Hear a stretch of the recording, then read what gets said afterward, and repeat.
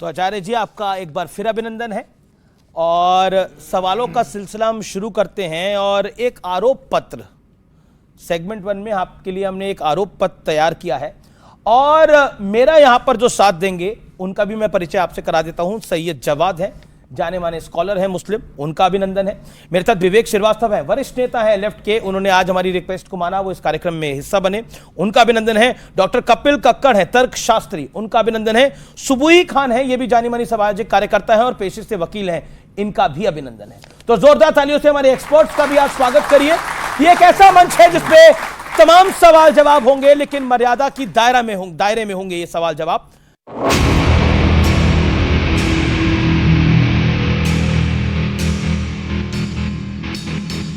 आचार्य जी आपके बयान अक्सर विवाद का कारण बन जाते हैं।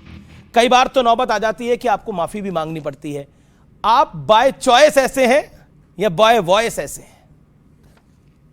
देखिए, गलतियां कौन करता है? गलतियां वही करता है जो कुछ करता है। जो कुछ करता ही नहीं है वो गलती करेगा क्यों? तो हम काम करते हैं धरा पे उतरकर, समाज की सेवा जो बन पड़ती है, जो ईश्वर ने हमें जिम्मेदारी दी है जी। और दिन भर बोलने का कार्य है, 3 घंटे रोज कथा सुनानी है, तो कई बार शब्दों की त्रुटि तो हो ही जाती है। तो स्वाभाविक है, हम इंसान हैं, गलती के पुतले हैं, हजारों गलतियां होती हैं। हजारों गलतियां होती हैं। तो एक वीडियो मैं आपको दिखाता हूं, इसमें आप गाय को माता क्यों कहते हैं यह समझाने के लिए आप एक अजीबोगरीब तर्क दे रहे हैं। ये गलती से हुआ है या सही हुआ है? एक आदमी हमसे बोला कि महाराज जी आप लोग गाय को माता कहते हो तो भैंस को बुआ कह सकते हो आप लोग? हमने बिठाया, हमने कहा ये बताओ तुम्हारी बहन है? बोला है। मैंने कहा तुमने अपनी माँ का दूध पिया है कि दूध पिया है? इस पर आप क्या कहेंगे?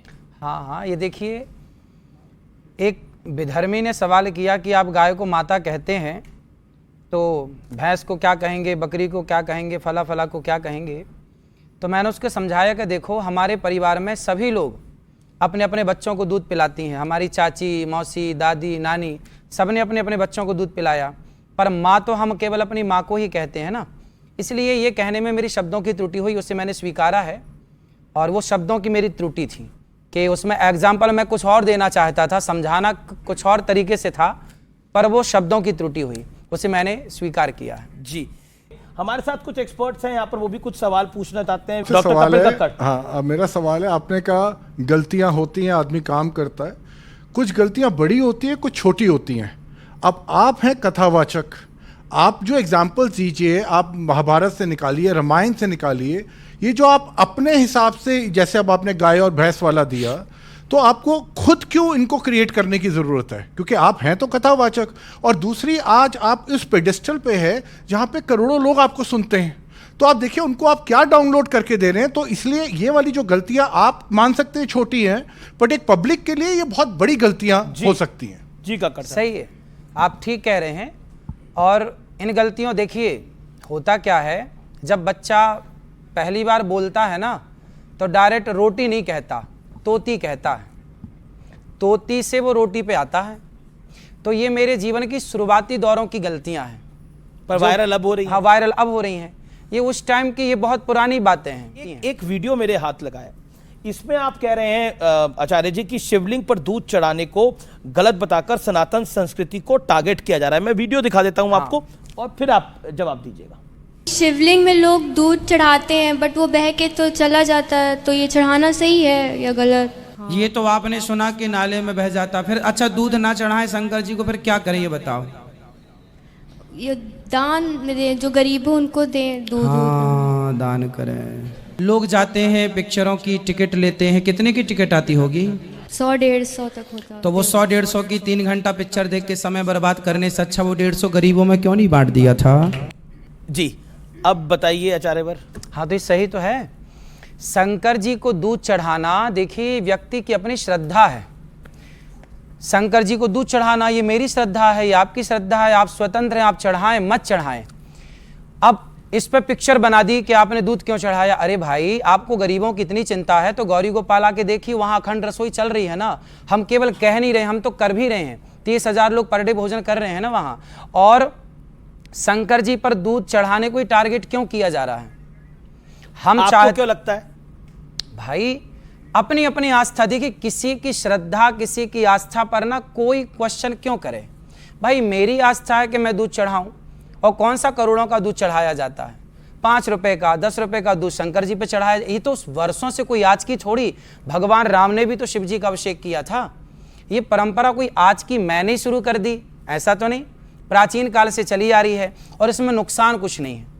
शंकर जी को दूध चढ़ाने के लिए वो मना कर रहे हैं बॉलीवुड, वो कह रहे हैं गरीबों में बांटो। उनसे पूछो कि उन्होंने कितना गरीबों में बांटा, वो तो खुलेआम गलत चीज़ों का प्रचार कर रहे हैं।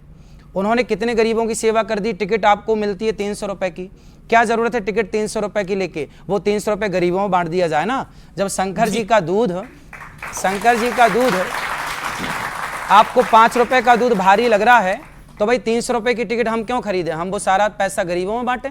विवेक जी पूछिए। जी अनुरुद्धाचार्य जी, देखिए एक चीज होती है वैज्ञानिक सोच। ठीक है, एक समय था प्राचीन समय में जब मनुष्य कपड़े भी नहीं पहनता था, धीरे धीरे करके हम इवॉल्व हुए, ठीक है, समाज बना, गांव बना, शहर बना, देश बना, तो वैज्ञानिक सोच को तो आपको मानना पड़ेगा। हाँ मानते हैं। तो आप जिस चीज की बात कर रहे हैं कि जो चीज शुरू से शुरू आ रही है उसको कंटिन्यूएशन में हम फॉलो करें, मैं कम्युनिस्ट हूं। हाँ, मैं नहीं मानता अस्तित्व को ईश्वर के। भाई शुरू से कहा जा रहा है कि जिसने हमें जन्म दिया वो माता है, क्या आप नहीं मानते कि उसे आप माता कहते हैं? नहीं, माता को तो मानते हैं। फिर आप कह रहे हैं कि शुरू से चली आई परंपरा मैं नहीं मानता। आप कहते हैं कि ईश्वर ने सृष्टि की रचना की, तो फिर मैं आ जाऊंगा ईश्वर को किसने बनाया, तो ये डिबेट अनंत हो जाएगी। मैं सबके इसका उत्तर ना तैयार विज्ञान के पास है अभी और ना किसी मनुष्य के पास। अलग अलग धर्मगुरु अपने अपने हिसाब से अपनी लॉजिक दे रही है, मैं किसी को बुरा भी नहीं कह रहा, लेकिन मैं आपसे एक बात कह रहा हूं कि शुरू से तो जाति प्रथा भी इस मुल्क में है, इस देश में है। शुरू से जाति प्रथा नहीं है। मैं बता देता हूं आपको, भगवत गीता में लिखा हुआ है वर्ण व्यवस्था है। क्या है उसको आपने समझा? सुनते जाइए आप पहले। महाभारत में सूतपुत्र कह के कर्ण का अपमान हुआ। मैं आपको अनेकों उदाहरण दे सकता हूं जिसमें जाति व्यवस्था, जिसको आप सनातनी समाज कहते हैं, उसका शबरी का के बेर रही है। क्या आप ये चाहते हैं कि ये व्यवस्था रहे? आपके सवाल के 2 हिस्से हैं। एक है कि हम पुरानी व्यवस्थाओं को क्यों माने, रूढ़िवादी व्यवस्था है, आप इनको ये कह रहे हैं पुरानी व्यवस्था क्यों माने। मैंने उदाहरण दिया कि जिस माँ ने जन्म दिया है, ये भी तो वर्षों से चली आ रही है माँ की परंपरा, ये मेरी माँ है, क्यों माने। हर पुरानी परंपरा को आप नकार देंगे तो राम सेतु भी पुराना, उसे भी नकार दीजिए।